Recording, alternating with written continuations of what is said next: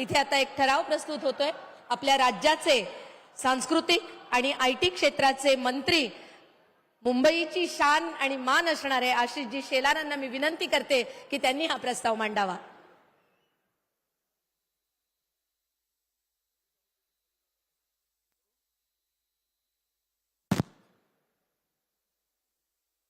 भारत माता की। मागचा आवाज जरा जोरात आला पाहिजे। भारत माता की, भारत माता की। छत्रपती शिवाजी महाराज की। परमपूज्य भारत रत्न डॉक्टर बाबासाहेब आंबेडकरांचा गो माता की, भारत माता की। मंचावर उपस्थित आपले मुख्यमंत्री माननीय देवेंद्र फडणवीस जी, आता ज्यांना आपण ऐकलं असे आपले अध्यक्ष माननीय चंद्रशेखर बावनकुळेजी, राष्ट्रीय सहसंघटन मंत्री शिवप्रकाशजी, आपले राष्ट्रीय महामंत्री विनोद तावडेजी, केंद्रीय मंत्री पीयूष गोयलजी, आपले कार्यकारी अध्यक्ष रवींद्र चव्हाणजी, राष्ट्रीय सचिव पंकजाताई मुंडे आणि सर्व मंचावरील नेत्यांची क्षमा मागून मला मर्यादित वेळ दिला असल्यामुळे मंचावरील सर्वच मान्यवर आणि उपस्थित कार्यकर्ता बंधू भगिनी आणि मातांनो, खरं तर एक जोरदार असं भाषण आणि दिशादर्शन आपल्या अध्यक्षांनी आपल्याला केलेलं आहे। या संपूर्ण महाधिवेशनामध्ये पदाधिकाऱ्यांच्या या महासंगमामध्ये एकच प्रस्ताव या अधिवेशनात आपण घेऊन आलो आणि तो प्रस्ताव महाराष्ट्रातल्या तमाम जनतेला तुमचं धन्यवाद, तुमचं अभिनंदन आणि तुमचे आम्ही ऋणी आहोत, हा प्रस्ताव घेऊन त्या ठिकाणी आपण आलेलो आहोत। महायुतीचं सरकार या 14 कोटी जनतेने प्रचंड यशात निवडून आणलेलं आहे। माननीय देवेंद्र फडणवीसजीच्या नेतृत्वावर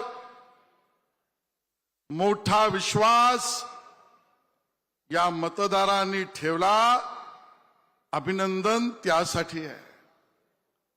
महायुतीच्या सरकारवर विश्वास ठेवताना मान्य देवेंद्रजी, मान्य एकनाथ शिंदेजी, मान्य अजितदादा पवार, मान्य रामदास आठवलेजी, महायुतीतले सर्व पक्ष यांना भरभरून आशीर्वाद दिला, अभिनंदन आणि धन्यवाद त्यासाठी आहे।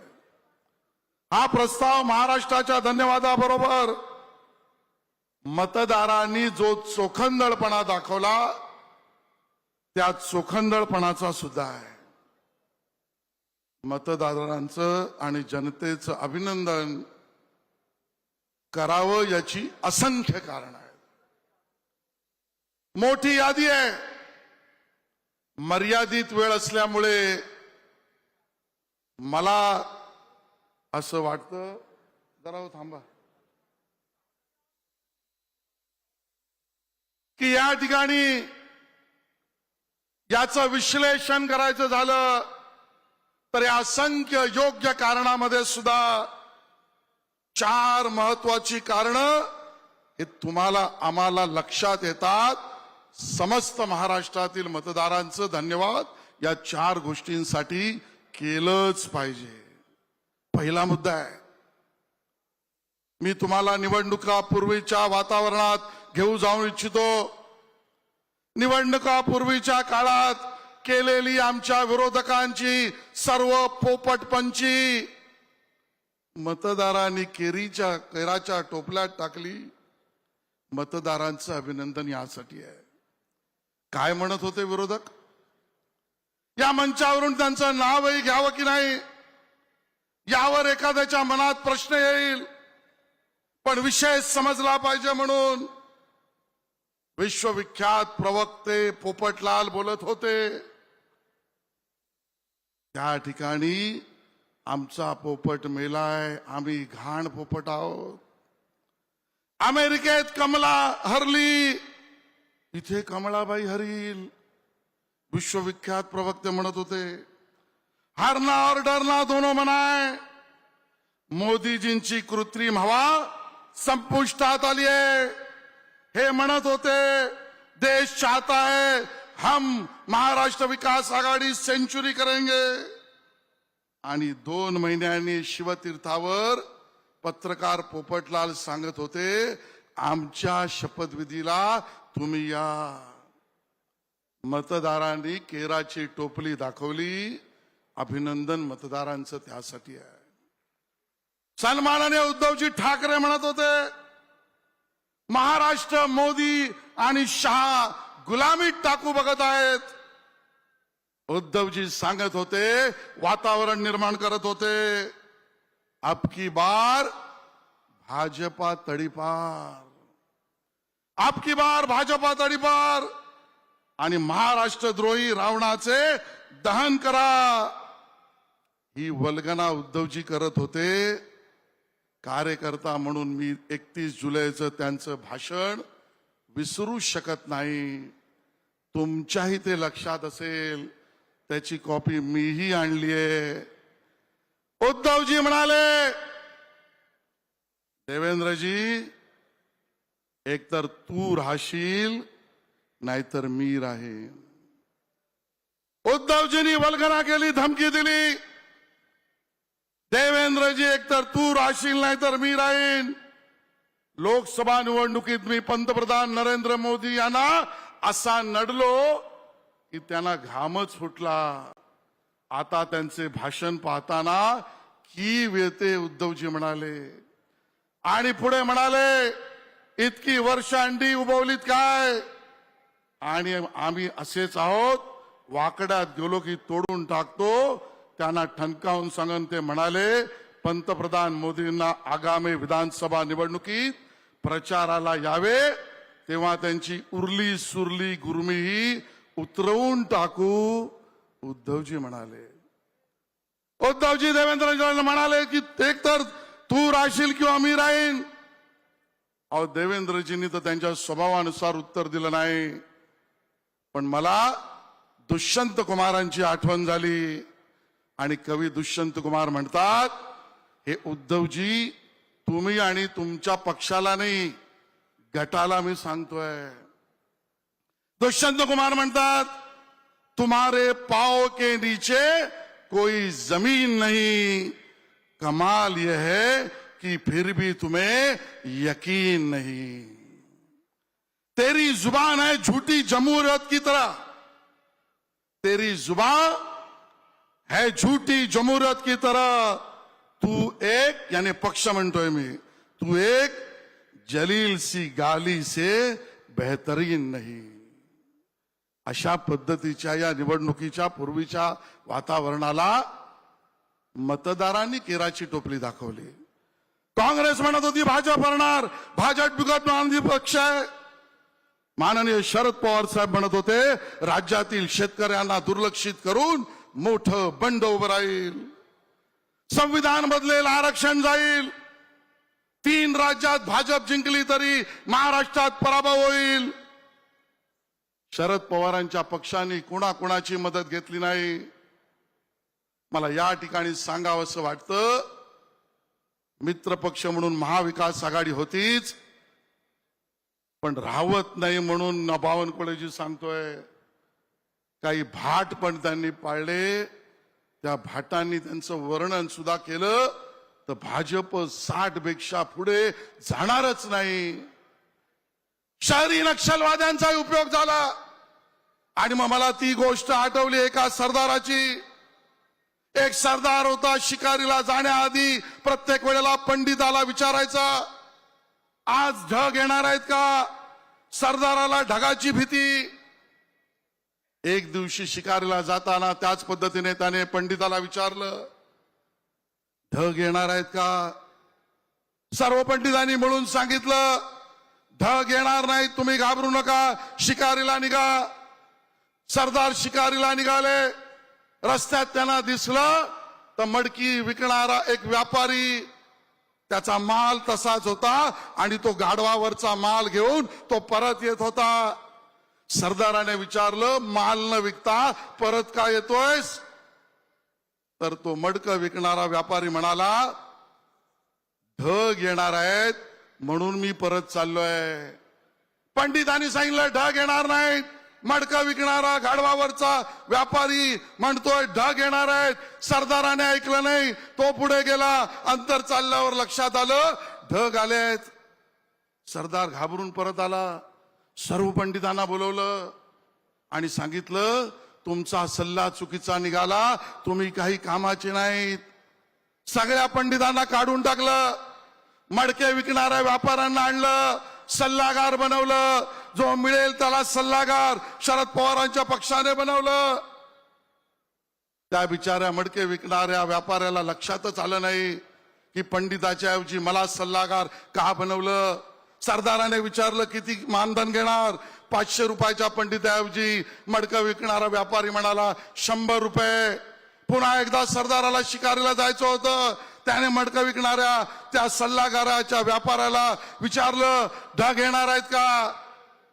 व्यापारी म्हणाला 10 मिनिटं थांबा. तो म्हणाला 10 मिनिटं का? मी म्हणाला जाऊन येतो. सरदार म्हणाला का जाऊन येतो? तो म्हणाला मी माझ्या गाढवाला विचारून येतो. सरदार म्हणाला गाढवाला का विचारतो? तो म्हणाला गाढवच मला सांगतो, उभं कान असला की पाऊस नाही, आडवं कान असला की ढग येणार आहेत. सरदार मोठा शहाणा निघाला. त्याने पंडिताला काढलं, त्याने मडका विकणाऱ्या व्यापाऱ्याला काढलं, त्याने सगळ्या गाढवांना सल्लागार बनवलं. पवार साहेबांच्या पक्षाची अवस्था गाढव विकणाऱ्या सल्लागाराच्या आणि गाढवाच्या सल्लागारावर चालणाऱ्या पक्षासारखी झाली. ही अवस्था महाराष्ट्राच्या मतदारांनी केली. मतदारांचं धन्यवाद त्यासाठी केलं पाहिजे. महाआघाडी तर पुढेच गेली. मतदान झाल्यावर खाते वाटप केलं, बंगले वाटप केलं, पालकमंत्री केले, पीए केले, पीएस केले. मंत्री येण्याआधी आमदार कुठे ठेवायचे ती हॉटेल नक्की केली. कारण एक्झिट पोल मधले पंडित सांगत होते इलेक्ट्रोल एज मध्ये महायुती 118, आघाडी 110. या सगळ्याला चुकीचं ठरवण्याचं काम या मतदारांनी केलं. अभिनंदन त्यासाठी आहे. महायुतीला 237 जागा दिल्या आणि ज्याचा उल्लेख बावनकुळे साहेबांनी केला. 149 जागा लढवून 132 जागा कमळावर निवडून आणून 88% स्ट्राईक देणारा नेता कोण? आपला देवा भाऊ. या क्या महाराष्ट्राने बघितलं. 88% स्ट्राईक रेट दिला. शिवसेनेला 27, राष्ट्रवादी अजित पवारांना 41, महाआघाडी मिळून सगळे 46. एकट्या शिंदेजींच्या जागांपेक्षाही कमी झाले. हे मतदान झालं. आणि म्हणून पहिला मुद्दा मतदारांनी यांना जागा दाखवली. दुसरा मुद्दा अभिनंदन धन्यवाद यासाठी आहे की आपला विजय हा सर्वव्यापी सर्वस्पर्शी संपूर्ण महाराष्ट्राचा आहे. कोकणात आणि मुंबईत महायुती हरणार हे सांगत होते. मराठवाड्यात महायुतीचा सुपडा साफ होणार यांच्या वल्गना होत्या. पश्चिम महाराष्ट्रात तर भाजप टिकणार नाही यांच्या घोषणा होत्या. भाजप 60 पेक्षा वर जाणार नाही यांचं भविष्य त्यांनी सांगितलं होतं. प्रत्यक्षात काय झालं? कोकणात उबाटा आघाडीचा सुपडा साफ. नागपुरात 4 जागा वाढल्या. मराठवाड्यात 40 जागा जिंकल्या. अनुसूचित जाती जमातीच्याही गेल्या वेळेपेक्षा आम्ही जास्त जागा जिंकल्या. आम्ही 10 जागा जिंकल्या. आणि कोकण, मुंबई, पश्चिम महाराष्ट्र, विदर्भ, खानदेश संपूर्ण महाराष्ट्रात मतदारांनी विजय दिला. धन्यवाद आणि अभिनंदन मतदारांचं यासाठी आहे. तिसरा मुद्दा आहे, या मतदारांनी कितीही आमिष दाखवली तरी लबाडांना ओळखलं. लबाड कोण आहेत हे मतदारांनी बरोबर ओळखलं. त्यांच्यावर विश्वास ठेवला नाही. लाडकी बहिणी 3000 रुपये देऊ सांगितलं, मतदारांनी विश्वास ठेवला नाही.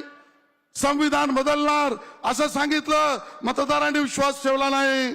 आदिवासींना आमिष दाखवली. राहुल गांधी स्वतः आले, मतदारांनी भरोसा ठेवला नाही.